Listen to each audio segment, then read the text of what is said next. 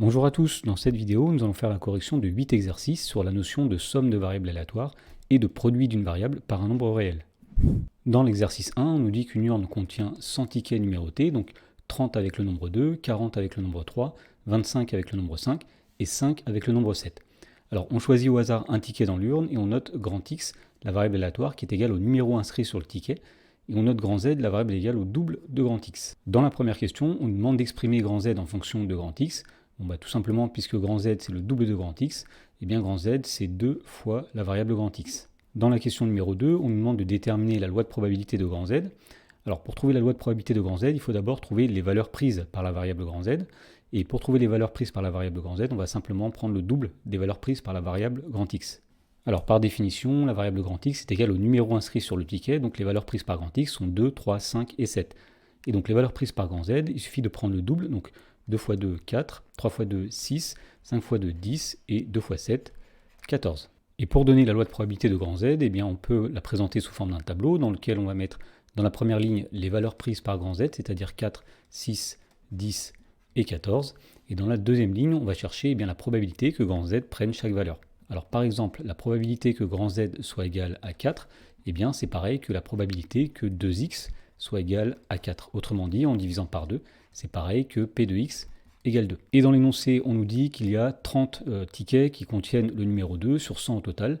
Donc la probabilité que x égale 2 est de 30 sur 100, donc P de z égale 4, c'est de 30 sur 100 aussi. Ensuite, pour calculer P de z égale 6, on va dire que P de z égale 6, c'est la même chose que P de x égale 3. Donc on va regarder la probabilité que le ticket porte le nombre 3. Il y a 40 tickets avec le nombre 3, donc ça donne 40 divisé par 100. Alors la probabilité que grand Z égale 10, c'est pareil que la probabilité que grand X égale 5. Donc, il y a 25 tickets avec le nombre 5, donc la probabilité de 25 sur 100. Et pour finir, la probabilité que grand Z égale 14, c'est pareil que la probabilité que grand X égale 7. Et puisqu'il y a 5 tickets avec le nombre 7, la probabilité est de 5 divisé par 100. Dans l'exercice suivant, on nous dit qu'on dispose de 2 sacs opaques. Donc l'un contient 3 papiers portant les numéros 0, 2 et 4. L'autre contient 5 papiers, 2 portent le numéro 1 et 3 portent le numéro 3. Alors on tire un papier de chaque sac et on additionne les numéros obtenus et on note grand Z, la variable aléatoire qui donne le résultat.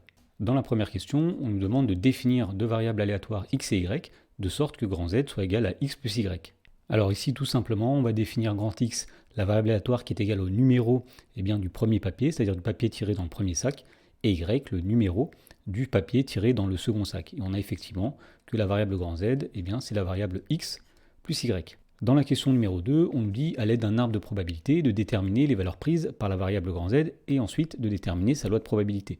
Alors pour construire l'arbre de probabilité, on va tout simplement faire, dans le premier niveau de l'arbre, ici, on va mettre le numéro obtenu dans le premier sac, c'est-à-dire 0, 2 ou 4.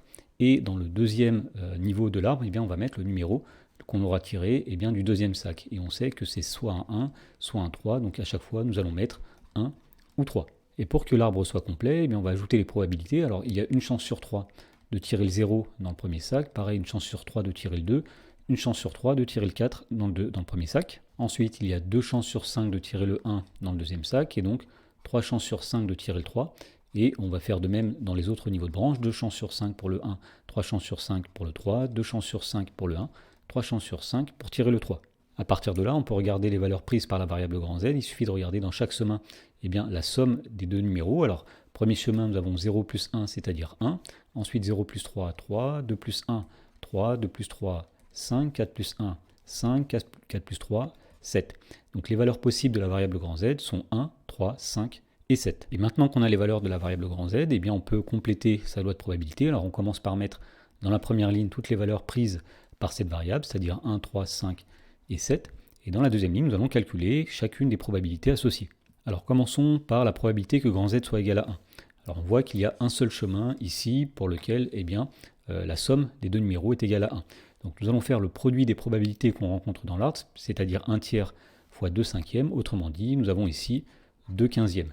Maintenant, la probabilité que grand Z égale à 3, alors nous allons dire que P de grand Z égale 3, ce sera égal à la somme des probabilités de tous les chemins pour lesquels on obtient une somme qui est égale à 3. Alors par exemple, le premier chemin qui est ici va donner une probabilité de 1 tiers fois 3 cinquièmes, Donc on va dire que P de Z égale 3, c'est 1 tiers fois 3 cinquièmes, plus le deuxième chemin qui va donner un 3, c'est le chemin qui est ici, et sa probabilité, c'est 1 tiers fois 2 cinquièmes.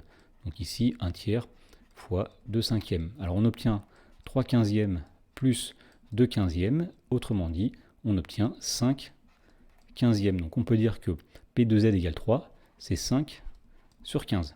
De la même façon, on va calculer P de Z égale 5, donc on va regarder tous les chemins pour lesquels la somme obtenue est 5, donc nous en avons un ici, sa probabilité c'est 1 tiers fois 3 cinquièmes, c'est-à-dire 3 quinzièmes.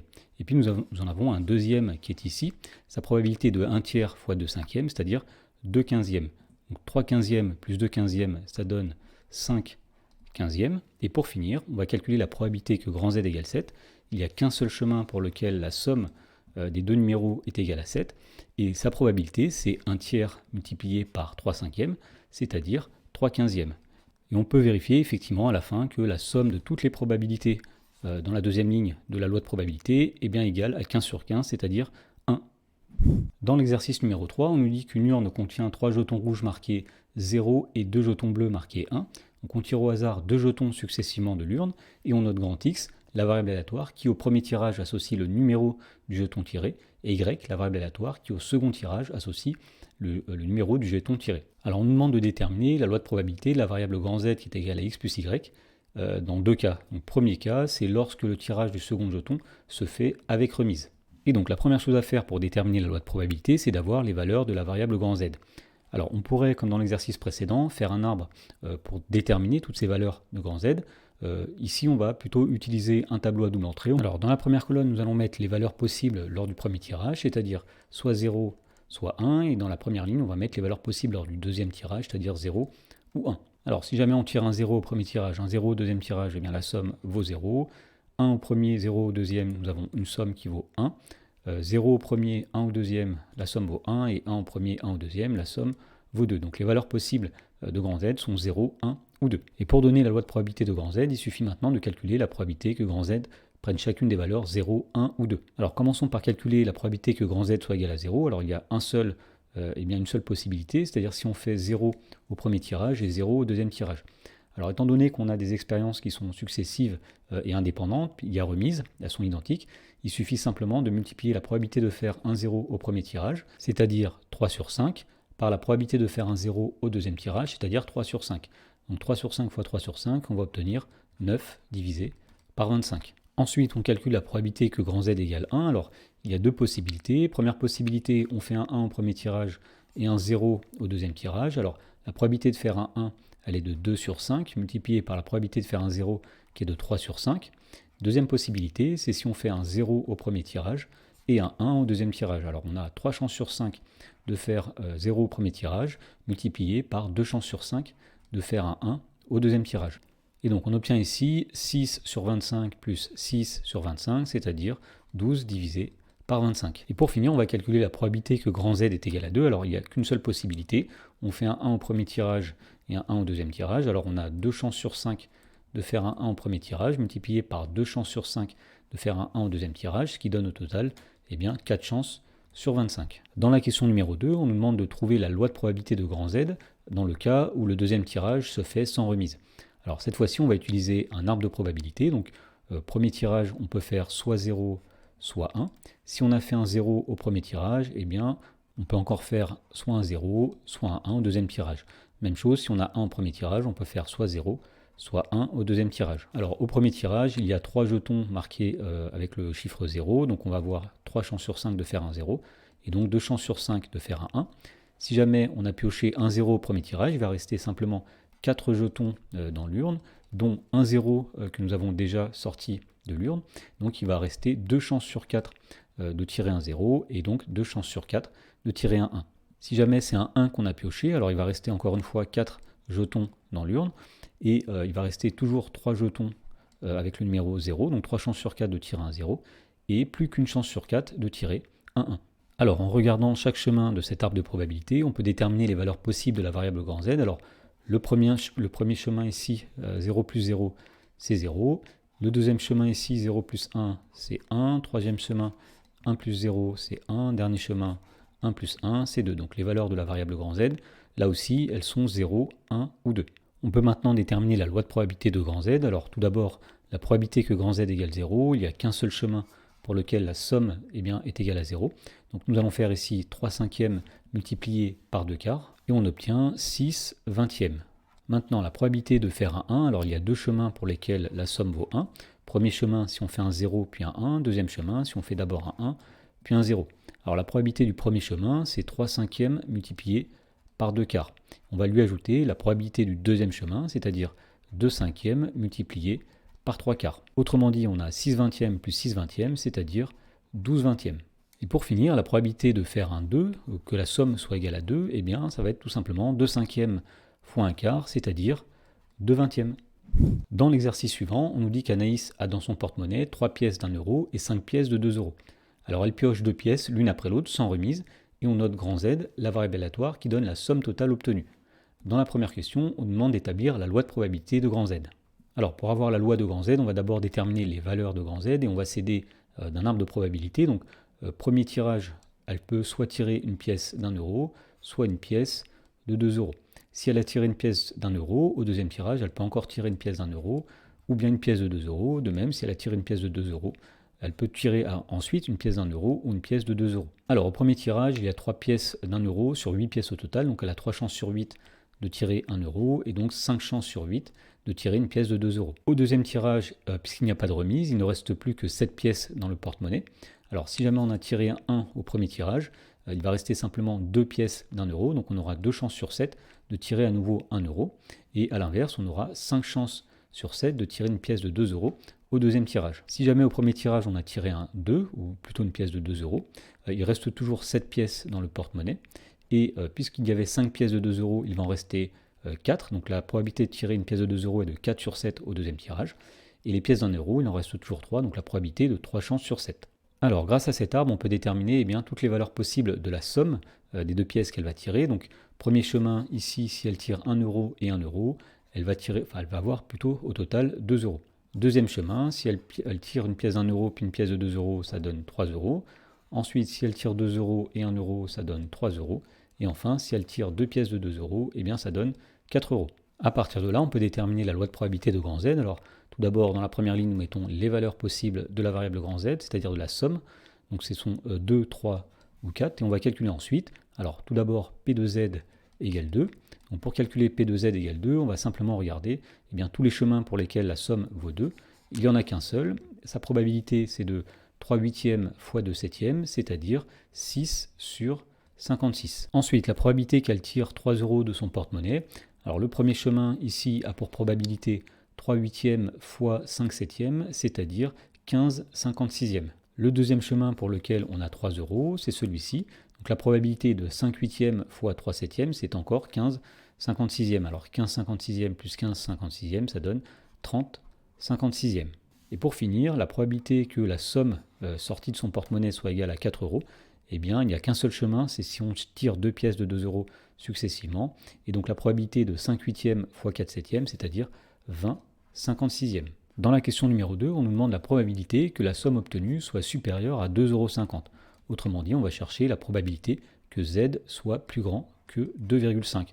Alors, tout simplement, puisque Z prend les valeurs 2, 3 ou 4, la probabilité que Z soit plus grand que 2,50 euros, c'est soit lorsque Z est égal à 3, soit lorsque Z est égal à 4. Autrement dit, nous allons faire 30 56e plus 20 56e, c'est-à-dire 50 56e. Dans l'exercice suivant, on nous donne les lois de deux variables aléatoires grand X et grand Y. Alors on nous demande de déterminer l'espérance de ces deux variables X et Y et d'en déduire les espérances des variables grand Z égale 4 fois X et grand S égale X plus Y. Alors tout d'abord, l'espérance de la variable grand X va être obtenue en faisant tout d'abord 0 fois 0,20, comme ceci, plus donc la deuxième colonne 10 fois 0,28, plus troisième colonne 25 fois 0,3. Et donc l'espérance de grand X est égale à 10,3. Ensuite, l'espérance de Y va être obtenue en faisant tout d'abord 10 fois 0,4, et ensuite nous allons faire 15 fois 0,6, donc plus 15 fois 0,60. Et on trouve que l'espérance de Y est égale à 13. Ensuite, pour calculer l'espérance de la variable grand Z, eh bien, nous dirons que l'espérance de grand Z, c'est-à-dire l'espérance de 4 fois grand X, est égale à 4 fois l'espérance de grand X. C'est la linéarité de l'intégrale qui nous permet de dire ça. Autrement dit, c'est 4 fois 10,3 et on obtient 41,2. Et pour finir, l'espérance de grand S, c'est-à-dire l'espérance de grand X plus Y, eh bien cette espérance est égale à l'espérance de grand X plus l'espérance de grand Y, c'est la linéarité de l'espérance. Autrement dit, c'est 10,3 plus 13, c'est-à-dire 23,3. Dans l'exercice suivant, on nous dit qu'après un contrôle, un professeur montre aux élèves la répartition des notes. Donc on a un tableau avec les notes et la fréquence de chaque note. Et donc avant de connaître son résultat, une élève se demande quelle note elle peut espérer. Donc elle considère pour cela une variable aléatoire grand X qui représente sa note et dont la loi de probabilité, eh bien, c'est la distribution des notes qui est donnée au-dessus. Dans la première question, on nous demande de calculer l'espérance de grand X. Alors pour calculer E de grand X, on va simplement faire eh bien, chaque note multipliée par sa probabilité d'apparition, c'est-à-dire 4 fois 0,05 plus 6 fois 0,05, etc. Et on trouve 10 tout rond. Dans la question 2, le professeur dit « Le test est mal réussi, je vais multiplier toutes les notes par 1,2 ». Alors on nous demande quelle est la nouvelle valeur de l'espérance de la note de cet élève. Alors, on va noter grand Y, eh bien, la valeur de la note de cet élève, et on sait que grand Y, eh bien, c'est 1,2 fois la variable grand X qui était l'ancienne note. Alors pour calculer l'espérance de grand Y, on va dire que c'est l'espérance de 1,2 fois grand X, et par linéarité, on va dire que c'est 1,2 multiplié par l'espérance de grand X. Autrement dit, c'est 1,2 fois 10, c'est-à-dire 12. Dans l'exercice suivant, on nous dit, lors d'une opération commerciale dans un magasin, chaque client obtient un numéro au hasard entre 1 et 50. Alors si le numéro est pair, il gagne un bon d'achat de 5 €, et si le numéro est un multiple de 4, il gagne en plus un bon d'achat de 10 €. Alors on note grand Z, la variable aléatoire qui donne le gain total du client. Et dans la première question, on nous demande de définir deux variables x et y de façon à ce que grand Z soit égal à x plus y. Alors il suffit de définir la variable grand X qui est égale à 5 si jamais le numéro est pair et qui vaut 0 sinon, et la variable y qui vaut 10 si le numéro est un multiple de 4 et qui vaut 0 sinon. Et dans ce cas-là, on a bien effectivement que la variable grand Z est égale à x plus y. Dans la question numéro 2, on nous demande de calculer l'espérance de grand X et celle de grand Y. Alors pour cela, on commence par donner la loi de probabilité de grand X et de grand Y. Alors pour grand X, il n'y a que deux valeurs possibles. On a dit que c'est soit 5 €, soit 0 €. Alors la probabilité d'avoir 5 €, c'est si le numéro est pair. Puisqu'il y a 25 numéros pairs entre 1 et 50, eh bien la probabilité de gagner un bon d'achat de 5 € est de 25 eh bien, sur 50, c'est-à-dire 1 demi. Alors de même, la probabilité de ne rien gagner, c'est le nombre de numéros qui sont impairs, pareil. Il y en a 25 sur 50, c'est-à-dire une chance sur 2. Ensuite, pour la loi de probabilité de Y, alors on sait que Y vaut soit 10, soit 0. Alors on gagne un bon d'achat de 10 € si le numéro est un multiple de 4. Alors il y a 12 multiples de 4 entre 1 et 50, donc la probabilité est de 12 sur 50. Et donc la probabilité que Y soit égal à 0, finalement, c'est 38 sur 50. Alors l'espérance de grand X, on va l'obtenir en faisant tout d'abord 5 fois 1 demi plus 0 fois 1 demi. Alors 5 fois 1 demi, 5 demi, c'est-à-dire 2,5, plus 0, c'est-à-dire 2,5 € pour l'espérance de grand X. Pour l'espérance de grand Y, on va faire 10 multiplié par 12 sur 50, plus 0 multiplié par 38 sur 50. Autrement dit, on a 120 sur 50 plus 0, et 120 sur 50, c'est-à-dire 2,4 €. Dans la question 3, on nous dit en moyenne quel est le montant du bon d'achat qu'un client peut espérer gagner. Alors ce qu'on veut calculer finalement ici, c'est l'espérance de la variable grand Z qui est égale à x plus y. Alors l'espérance de Z, c'est l'espérance de x plus y, et par linéarité, on va dire que c'est l'espérance de x plus l'espérance de y. Autrement dit, on a 2,5 plus 2,4, et donc en moyenne, le montant du bon d'achat qu'un client peut espérer gagner est de 2,9 €. Dans l'exercice suivant, on nous dit que dans un atelier textile américain, la température exprimée en Fahrenheit ne s'écarte jamais de plus de 2 degrés de 62 degrés. Alors plus précisément, la température est une variable aléatoire grand F dont la loi de probabilité est donnée ci-dessous. Dans la première question, on nous demande de déterminer l'espérance de la variable grand F. Alors on va tout simplement dire que l'espérance de grand F, c'est lorsqu'on fait 60 multiplié par 0,05, c'est la première colonne, plus 61 multiplié par 0,25, c'est la deuxième colonne, etc. Et on trouve que l'espérance de grand F est égale à 62 degrés Fahrenheit. Dans la question numéro 2, on nous dit qu'on décide de lire les températures en degrés Celsius. Les degrés Celsius vérifient la relation grand C égale 5 neuvième facteur de grand F moins 32, où grand F est la température en degrés Fahrenheit. Alors on demande l'espérance de la température exprimée en degrés Celsius. Autrement dit, on va calculer l'espérance de la variable grand C. Alors l'espérance de grand C, c'est l'espérance de 5 neuvième facteur de grand F moins 32. Alors par linéarité de l'espérance, on peut sortir le 5 neuvième en dehors, on va dire que c'est égal à 5 neuvième fois l'espérance de la variable f moins 32. Alors on va encore une fois utiliser la linéarité, donc on va dire que c'est 5 neuvième multiplié par l'espérance de la variable grand F moins l'espérance de la variable constante qui vaut toujours 32. Alors ceci est égal à 5 neuvième multiplié par, alors l'espérance de grand F c'était 62, l'espérance de la variable constante égale à 32, eh bien tout simplement c'est 32.